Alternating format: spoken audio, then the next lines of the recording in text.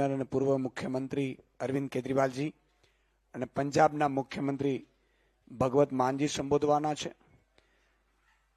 કઈ રીતે રાજ્ય સરકાર લોકોની સેવા માટે કામગીરી કરી શકે, સિસ્ટમ કઈ રીતે, વ્યવસ્થા કઈ રીતે બદલી શકાય અને એક આમ આદમીને કઈ રીતે લાભ મળી શકે। લાખો કરોડોના બજેટ હોય છે, પરંતુ બજેટનો યોગ્ય ઉપયોગ કઈ રીતે કરી શકાય એ દિલ્હીમાં પણ જોયું છે ને અત્યારે પંજાબમાં પણ જોઈ રહ્યું છે। ત્યારે હું આ પત્રકાર પરિષદમાં પહેલા પંજાબના મુખ્યમંત્રી માનનીય ભગવત માન સાહેબને કહીશ કે તેઓ આપને સંબોધન કરશે। बहुत बहुत धन्यवाद। अहमदाबाद के सभी पत्रकार साथी, social media, electronic media, print media, जिन जिन मंचों को आप रिप्रेजेंट करते हैं, आप सबका यहाँ पे स्वागत है। जैसा कि ईशुदान भाई ने बताया कि लाखों करोड़ों का बजट होता है, लेकिन आम लोगों के लिए उसका सदुपयोग नहीं हो सकता। ये हम बहुत देर से देखते आ रहे हैं। बजट के बारे में बातचीत चलती है, पहले आप लोग भी एडिटोरियल लिखते हो, बड़ी बड़ी डिबेट चलती हैं, क्या होगा इस बजट में, कैसा होगा ये बजट, आम लोगों को क्या मिलेगा, कौन सी चीज सस्ती होगी। तो इस बार जो देश का और गुजरात का बजट है लगभग एक ही जैसा है, क्योंकि आम लोगों के लिए इसमें कुछ नहीं है, किसानों के लिए कुछ नहीं है, महिलाओं के लिए कुछ नहीं है, गरीब तबके के लिए कुछ नहीं है, छोटे व्यापारी के लिए कुछ नहीं है, दुकानदार के लिए कुछ नहीं है। तो जो गुजरात का बजट है, देश का बजट है, लगभग वही बंदे बनाते हैं दोनों को। तो अगर ऊपर बजट, फेडरल बजट जो है उसमें कुछ नहीं है, वो बड़े व्यापारियों के लिए बनाया जाता है, तो यहां भी बड़े व्यापारियों के लिए बनाया गया। जब विपक्ष ना हो या फिर सरकार को विपक्ष की परवाह ना हो, तब ऐसे बजट आते हैं। 30 साल से राज कर रहे हैं, उनको पता है विपक्ष है ही नहीं। विपक्ष कौन है? कांग्रेस। कांग्रेस तो उनके साथ ही है, कांग्रेस के तो उनके साथ बिजनेस इकट्ठे हैं, साझे बिजनेस करते हैं, आपस में पार्टनरशिप है। तो फिर विरोध कौन करेगा? कोई भी नहीं करेगा, आम आदमी विरोध करेगा। जिस तक उसका टैक्स का पैसा नहीं पहुंचा वो विरोध करेगा। हर बंदा टैक्स देता है। कई सोचते होंगे शायद मैं तो इनकम टैक्स देता नहीं हूं। सिर्फ इनकम टैक्स वाले टैक्स नहीं देते। सुबह उठते हैं, चाय बनानी है, लाइटर है, उसमें गैस है, गैस पे टैक्स है। तीली जलानी है, तीली खरीदोगे, टैक्स है। उसके बाद पत्ती डालोगे उसमें चाय बनाने के लिए, टैक्स है। चीनी डालोगे, टैक्स है। दूध डालोगे, टैक्स है। कुछ भी खाना है, चाहे ढोकला खाना है, जो उसका मटेरियल आएगा, टैक्स है। फोन करना है, टैक्स है। मोटरसाइकिल पे जाओगे, टैक्स है। सब्जी खरीदोगे, टैक्स है। रात को आके खाना खा के सोने लगते हो, सोचते होगे अब आराम से सोएंगे, अब कोई टैक्स नहीं, टैक्स है। ऊपर पंखा चल रहा है, बिजली पे टैक्स है।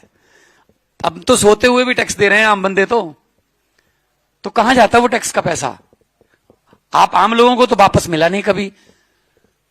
दिल्ली में अरविंद केजरीवाल साहब ने जब सरकार संभाली तो 30,000 करोड़ का बजट था, जब तक छोड़ी 66,000 करोड़ पे था, और बिजली 24 घंटे थी।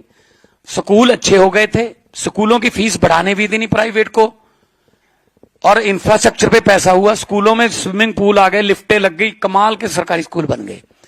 लोगों को टैक्स देने का मजा तब आता है जब वो टैक्स की मनी लोगों पर वापस आ जाए, सड़कों के रूप में, स्कूलों के रूप में, अस्पतालों के रूप में, मोहल्ला क्लिनिक के रूप में, नौकरियों के रूप में, रोजगार के रूप में। फिर वो टैक्स देने का उनको भी लगता है कि हाँ, हम भी सिटीजन है, हमारा हिस्सा है, हम अपना हिस्सा खजाने में डाल रहे हैं, खजाने से हमें वापस मिलेगा। लेकिन यहां क्या है? वन वे ट्रैफिक है, इधर से पैसा जाता है, उधर से आता नहीं है, वो बड़े बड़े लोगों के पास चला जाता है। पंजाब में हमने 4 बजट पेश किए, अभी हमारा 5वां बजट आएगा आने वाली 8 तारीख को।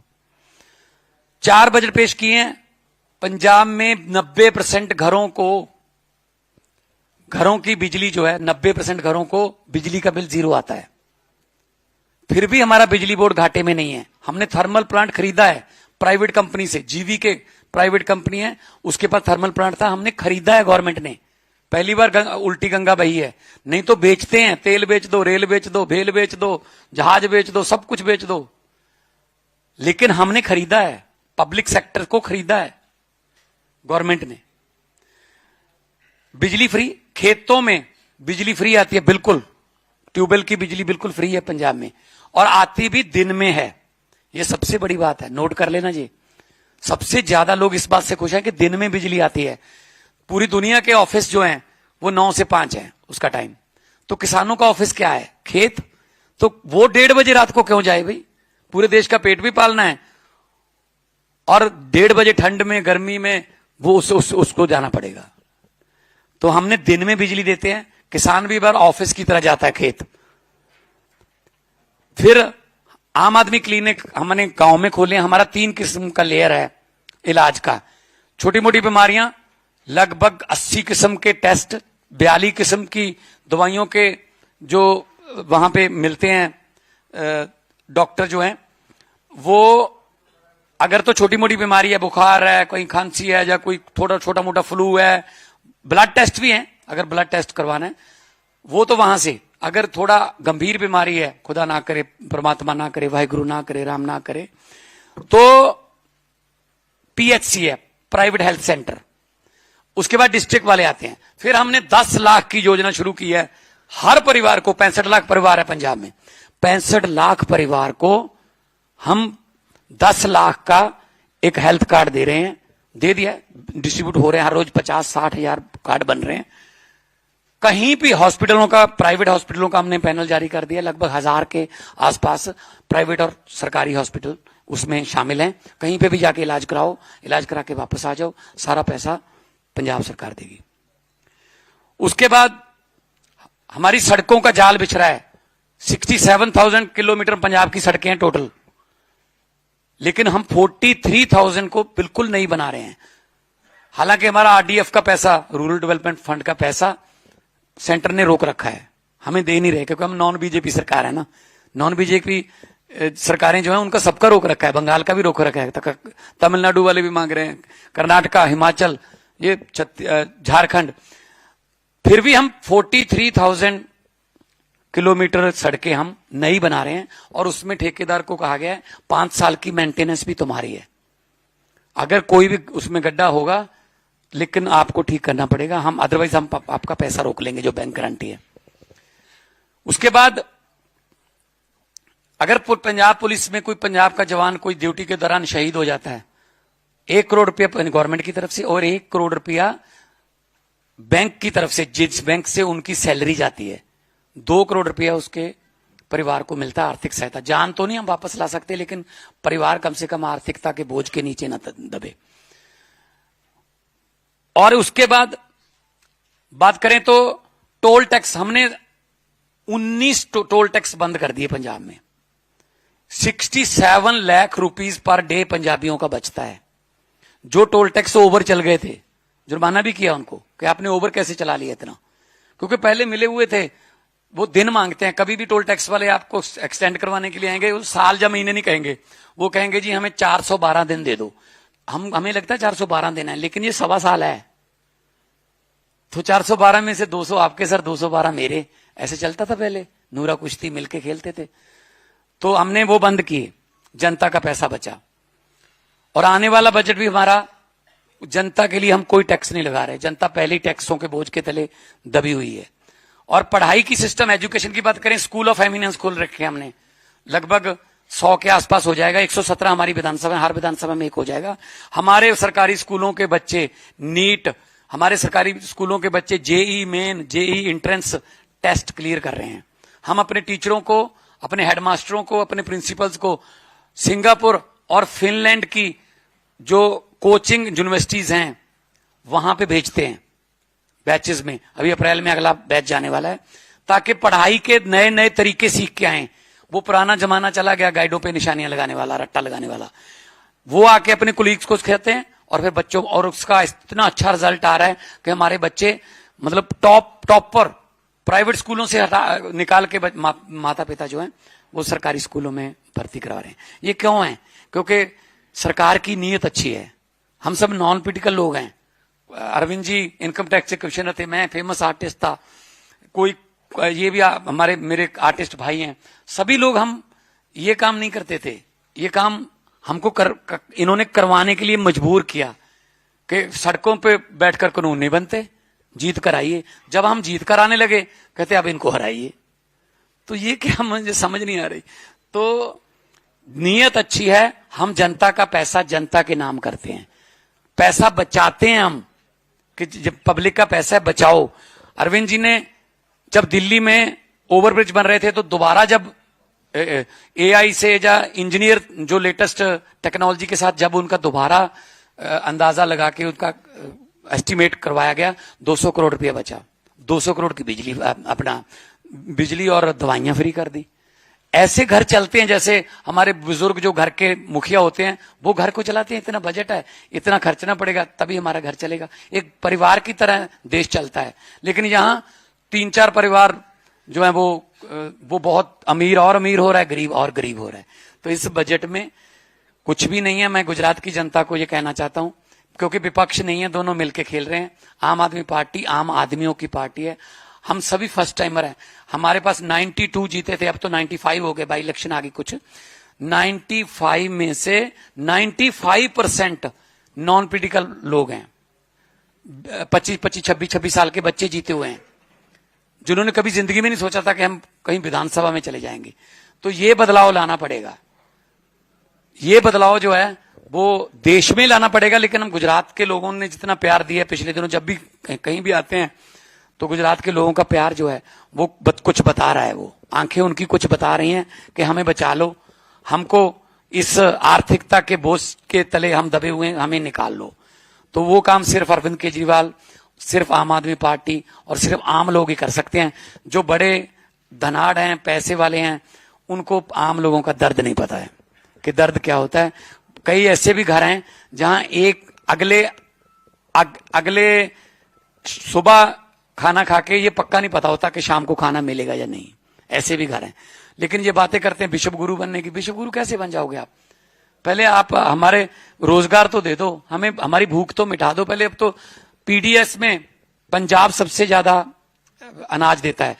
185 लाख मीट्रिक टन चावल देते हैं हम।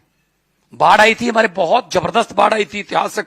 इससे पहले इतना पानी कभी नहीं आया। उसके बावजूद भी हमने इस बार 160 लाख मीट्रिक टन चावल दिया देश को।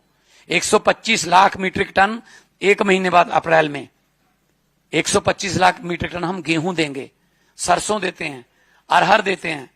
पंजाब सबसे बड़ा डिस्ट्रीब्यूटर है सेंट्रल पूल में। लेकिन बदले में क्या मिलता है? किसानों को लाठीचार्ज। बदले में क्या मिलता है? आपके पैसे रोक लो, जीएसटी के पैसे रोक लो, ये हमें सिला मिलता है। 90% हमारी कुर्बानियां देश को याद करवाने में पंजाबियों की। बदले में क्या मिलता है? लाठीचार्ज। बदले में क्या मिलता है? आप चंडीगढ़ हम जो है वो हमको दे दो जी, चंडीगढ़ हमारा हो गया। बदले में क्या मिलता है? हमारी बजट की जो है जितना भी हम कोई पैसा मांगते हैं वो स्कीम रोक दो और तंग करो इनको। तो ये बातें अच्छी नहीं है। देश है, जो गुलदस्ता होता है ना, उसमें हर रंग का फूल हो तो अच्छा देखने को लगता है। एक ही रंग के फूल का गुलदस्ता आप 2 दिन के बाद आप थक जाते हैं उस गुलदस्ते को देख नहीं सकते आप। तो मेरा भारत देश है, रंग रंग का हर एक कल्चर है। गुजरात का कल्चर अलग है, पंजाब का अलग है, तमिलनाडु का अलग है, बंगाल का अलग है। फूलों को खिलने दो ना। लेकिन हाँ, एसआईआर आ जाएगी, हम अपनी ही जनता बना लेंगे, पब्लिक की हमें जरूरत ही नहीं है, जनता ही हमारी है। यहां वोट बना के उसको बिहार में ले जाएंगे, बिहार में वोट डलवा के उसको असम ले जाएंगे, असम से वोट डलवा के उसको पंजाब में ले जाएंगे। अपनी ही जनता बना ली, डिजिटल जनता। ये एआई है असल में, एआई ये है। तो इसीलिए मैं कह रहे हैं यहाँ पे अरविंद जी की अगुवाई में हम आए हैं कि गुजरात की जनता को प्लीज अपने अपने माइकों की कैमरों की जगह पर और पेन जो भी लिखते हैं आप बताइए कि देश की भलाई के लिए हमें इकट्ठा होना पड़ेगा। कौम को कबीलों में मत बांटिए, लंबे सफर को मीलों में मत बांटिए। एक बहता दरिया है मेरा भारत देश, इसको नदियों और झीलों में मत बांटिए। मैं चाहूंगा अरविंद केजरीवाल जी, जो देश की राजनीति की दशा और दिशा बदल चुके हैं, वो अपने जो विचार हैं व्यक्त करें कि आने वाले दिनों में आम आदमी पार्टी का क्या प्रोग्राम है गुजरात के बारे में और देश के बारे में आम आदमी पार्टी का क्या प्रोग्राम है। हमारे नेशनल कन्वीनर केजरीवाल साहब। आप सब लोगों को मेरा नमस्कार। वैसे तो मान साहब ने सारी बातें बोल दी, मैं बड़ी संक्षेप में 2 मिनट में अपनी बात समअप करूंगा। अभी 2-3 दिन पहले गुजरात का बजट आया। बजट से लोगों को बहुत उम्मीद होती है और खास करके आम आदमी को बहुत उम्मीद होती है।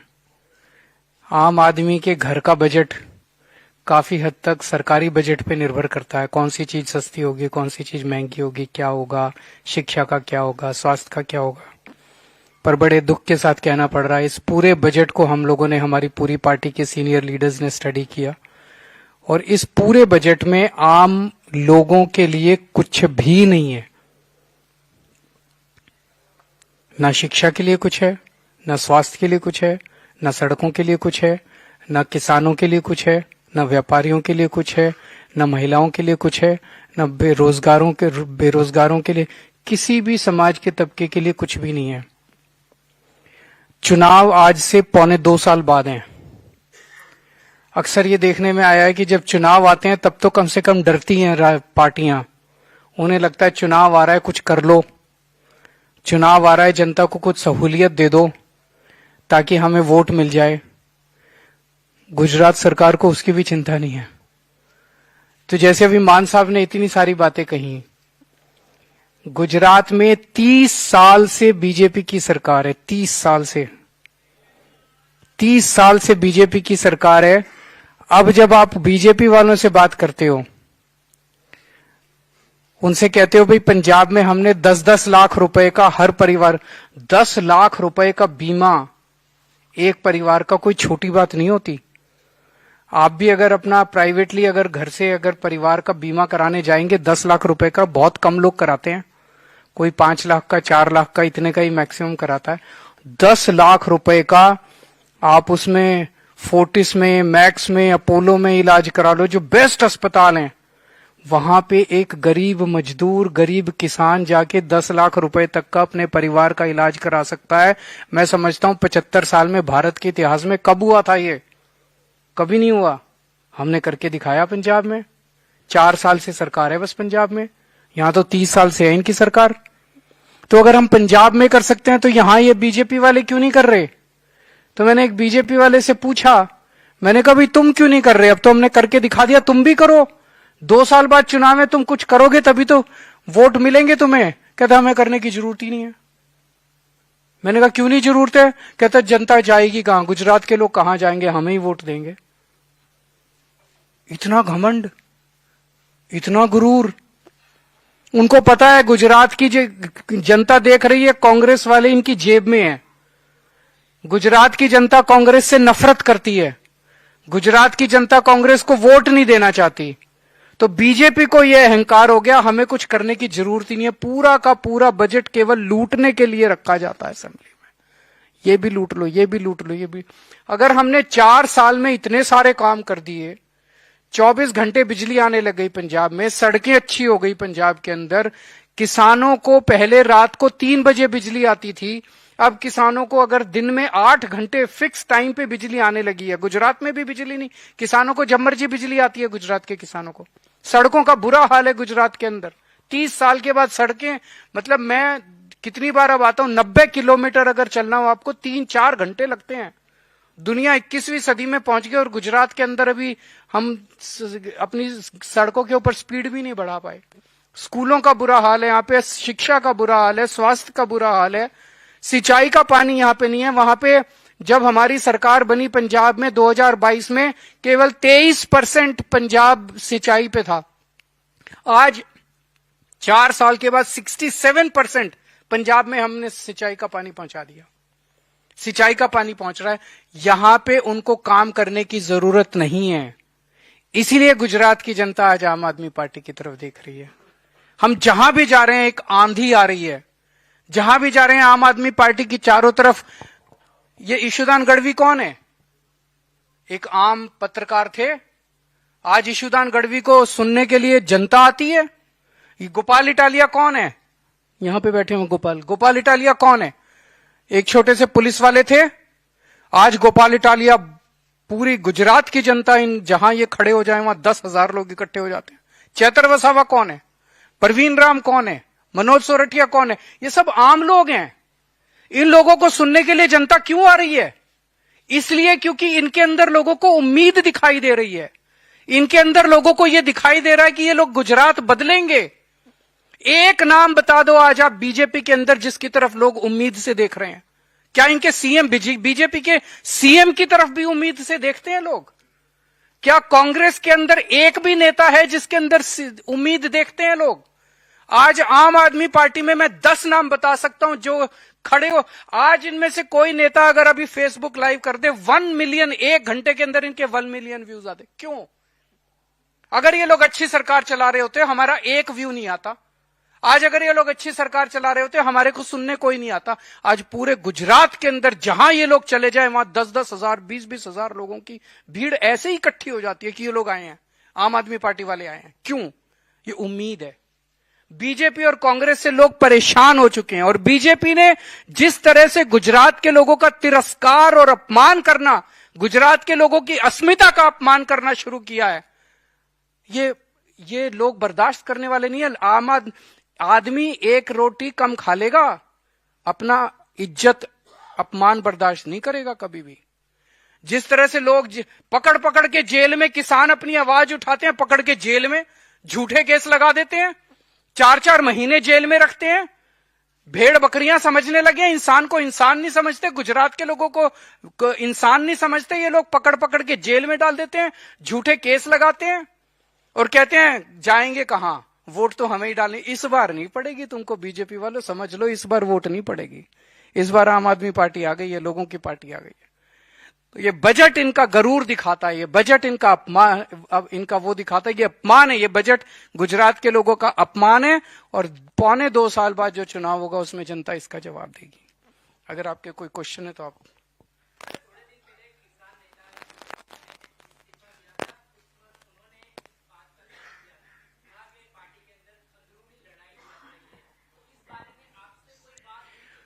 उन्होंने इस्तीफा किन हालात में दिया, कैसे दिया, इस पे बोलना सही नहीं है, आप सब लोग जानते हैं। तो मैं उस पर टिप्पणी नहीं करना चाहूंगा।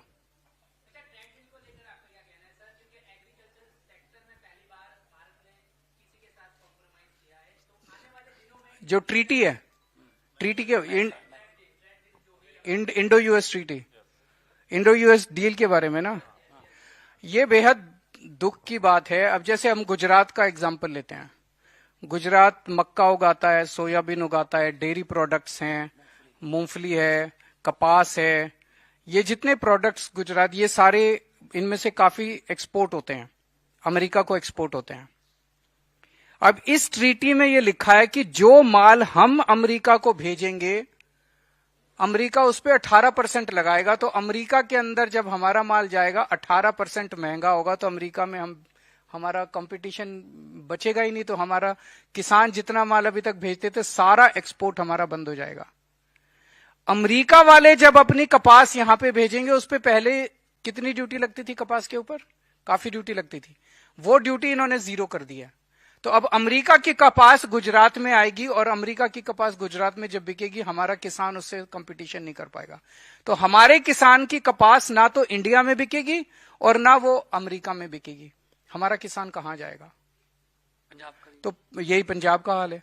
तो ऐसी ट्रीटी प्रधानमंत्री मोदी जी ने यूएसए के साथ क्यों की, इसके बारे में ट्रंप ने खुद बताया कि क्यों की। ट्रंप ने एक दिन प्रेस कॉन्फ्रेंस में बोला कि मोदी जी के ऐसे राज मेरे पास हैं जिसको अगर मैं बता दूं तो मोदी जी का पॉलिटिकल कैरियर बर्बाद हो जाएगा, इसलिए मैं नहीं बताऊंगा। तो मोदी जी ने अपने कुछ राज छुपाने के लिए पूरे देश के किसानों को, पूरे देश को अमेरिका के सामने गिरवी रख दिया। अमेरिका के सामने उन्होंने पूरे देश को बेच दिया। ये सही नहीं है, देश कभी माफ नहीं करेगा इसके लिए।